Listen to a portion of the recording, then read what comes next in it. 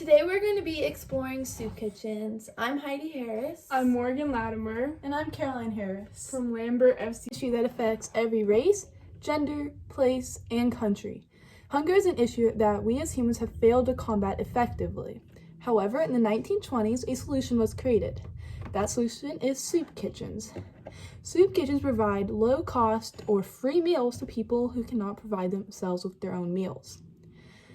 However, there is one issue that has arisen with soup kitchens: the lack of soup kitchens.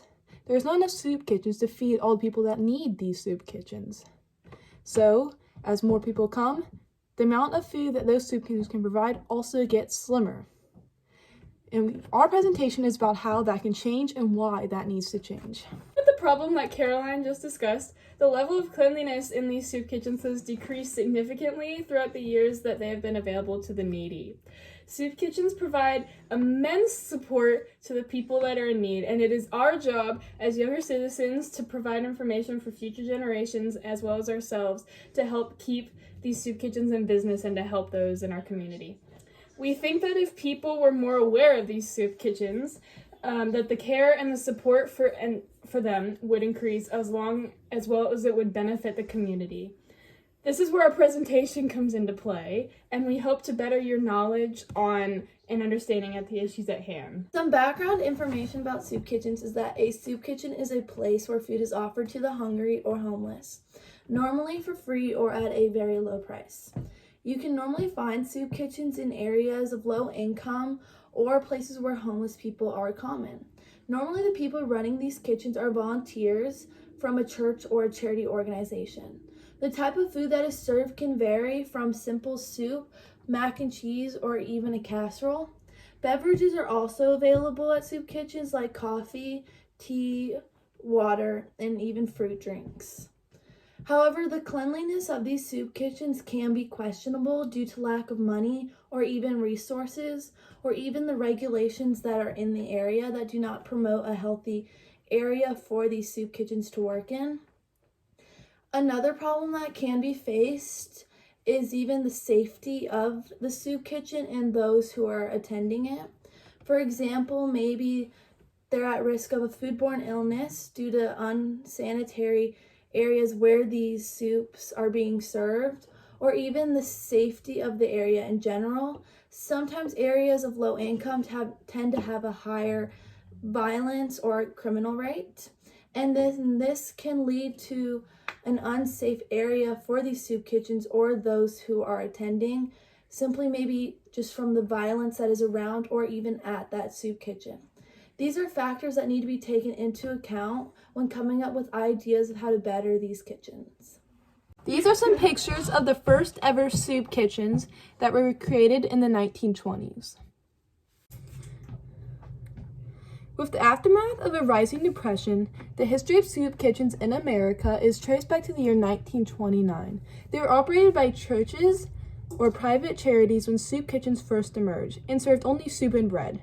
The soup was economical since it was possible to add water to serve more individuals.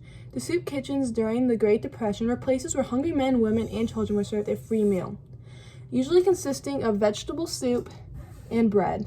At the outset of the Depression, Al Capone, a notorious gangster of Chicago, established the first soup kitchen to fix up his shady image.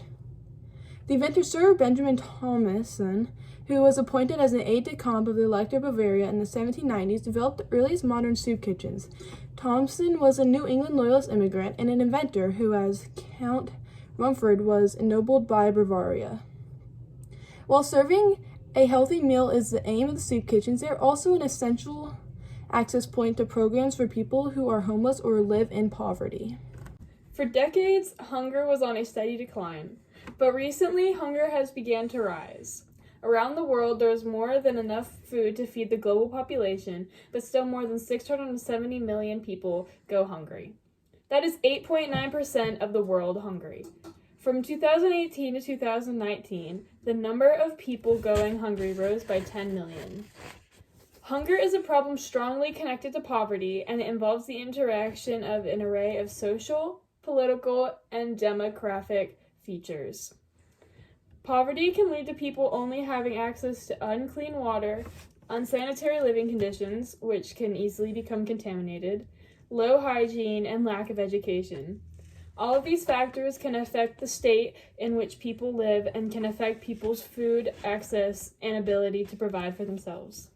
This is why hunger is such a growing problem, especially among the poor. Another issue that can lead and promote hunger is conflict.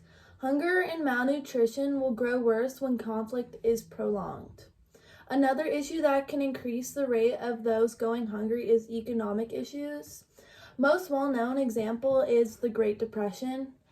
Economic downtrodden can also make the availability of food scarce, and thus leads to the need for soup kitchens. One of the most efficient and best ways to face the issue is to create more soup kitchens. The more soup kitchens we have, the more access people will have to the food that they need, which they did not previously have access to. Soup kitchens help decrease the amount of those who go hungry by offering meals for free to many people who are in need of those meals. So how does a soup kitchen work exactly? Soup kitchens are places where food is offered for free or below market average. Soup kitchens are often staffed by volunteers and volunteer organizations such as churches or community groups. How do soup kitchens make money or offer to feed so many people? Soup kitchens are offered grants, but lately that has become scarce, so community and service groups work to help raise funds and support these soup kitchens. Some even use corporate or private funding. Like the past, soup kitchens serve a variety of meals consisting of sandwiches, casseroles, or anything you can possibly think of. At a soup kitchen, anyone is welcome to come, and the staff may talk to visitors to see if they need any extra help, or if there can be anything else they can provide. There are knowledge on soup kitchens and how they can be fixed. Me, Morgan, and Heidi all went to Meals by Grace, which is a food pantry in Forsyth County, Georgia. And while there, we volunteered for 4 hours, helped making food, packaging food, making laundry detergent, and also delivering food to people in need. So some of the solutions that we came up with as an idea to help fix these issues that we had previously talked about. One was that the government in Georgia, or possibly national, could delegate a section of the money that they get every year towards these charity programs. So that way, Meals by Grace and other food pantries and soup kitchens will have a consistent fund, so that way they can continue to provide for the needy. Another solution is raising awareness for soup kitchens. The more volunteers, the more help they can get, the more clean they can be, the more food they can gain, and the more people they can feed. So that's also a really important thing that needs to improve is awareness. And then one final solution we came up with was that there could be extensive laws placed to make sure that these soup kitchens are fully clean and prepped and are always being watched by health inspectors to keep the cleanliness level up. Also, throughout our presentation, we have put pictures of Meals by Grace to help you see what more of it is like.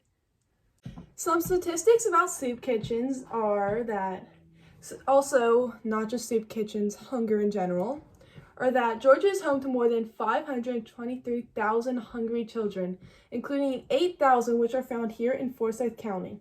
According to our data, and data we found by researching, Feeding America is one of the best ways to continue feeding people in need.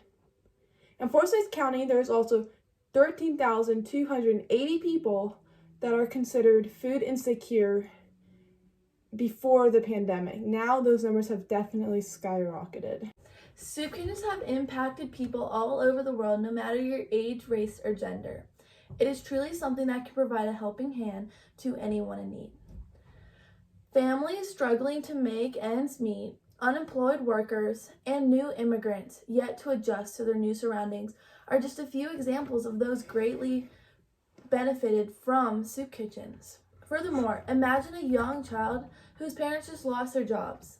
Now imagine that child going to sleep hungry at night, all because the family is not in a financial position to provide food. It's not the child's fault, for no one should have to experience something like that, especially at such a young age. This is why soup kitchens are so important in today's world, especially with COVID going around.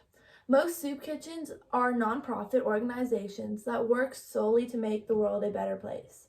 But with that comes the need for volunteers who are willing to help make a difference. With all that said, it's very easy to see that volunteering at a local soup kitchen can go a long way to those who are in need. So by taking the time out of your day to serve the ones in need, your actions go far beyond what you could imagine in helping those less fortunate. Soup kitchens are vital and an important part of our world. And by volunteering in them, you are slowly making the world a better place, one person at a time.